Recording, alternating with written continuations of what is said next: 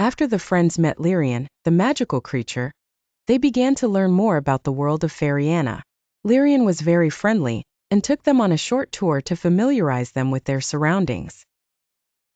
They passed by trees bearing glowing fruits in colors they had never seen before, rivers flowing with luminescent water reflecting starlight, and strange creatures resembling birds with glass-like transparent wings, watching them from between the trees.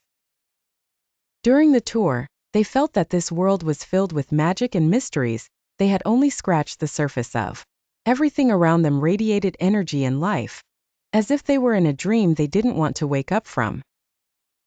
After a while of walking through the forest, Lyrian suddenly stopped and pointed to an ancient stone structure resembling a temple, hidden among thick trees and climbing vines.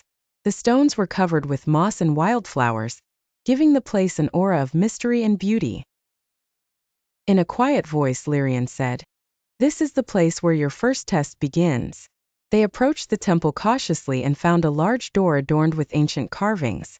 On either side of the door stood statues of strange creatures they had never seen before. The statues were holding stones glowing with blue and green light.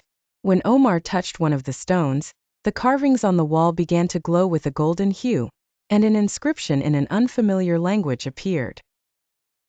Thanks to her love for ancient languages, Miriam was able to decipher some of the words and discovered that the inscription held a complex riddle. The friends stood before the inscription, trying to understand the hidden meanings behind the words. Miriam read aloud, "When the sun and moon share the sky, who can be in two places at once?" They pondered the riddle deeply. They proposed several ideas, but none seemed to be the correct answer. Finally, Yusuf suggested that the answer might be a shadow, since a shadow can be in two places when there are two sources of light, like the sun and the moon. They hesitated for a moment, then decided to take a chance. Yusuf confidently said, "A shadow." At that moment, the ground beneath their feet trembled slightly, and the carvings on the walls began to light up gradually. The door slowly opened, revealing a long dark corridor leading into the temple. They entered cautiously, and after a few steps, they found themselves in a large hall dimly lit by glowing crystals hanging on the walls. The hall was adorned with massive statues of unfamiliar creatures and columns decorated with ancient symbols.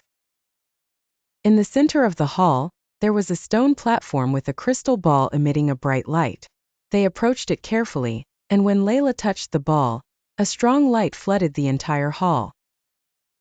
After the light faded, they found themselves in a new room, smaller in size but filled with symbols and writings on the walls.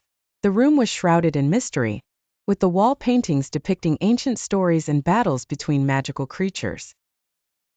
They tried to read the symbols and discovered that they held new riddles.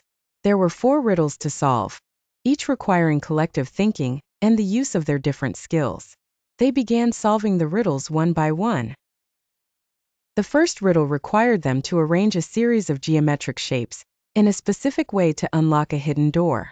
The second involved understanding a musical rhythm to produce a certain melody, using ancient musical instruments.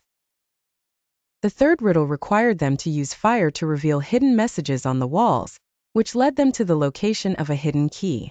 Finally, the fourth riddle required them to work as a team to manually turn a massive stone wheel, activating a complex mechanism that opened the path to the next room.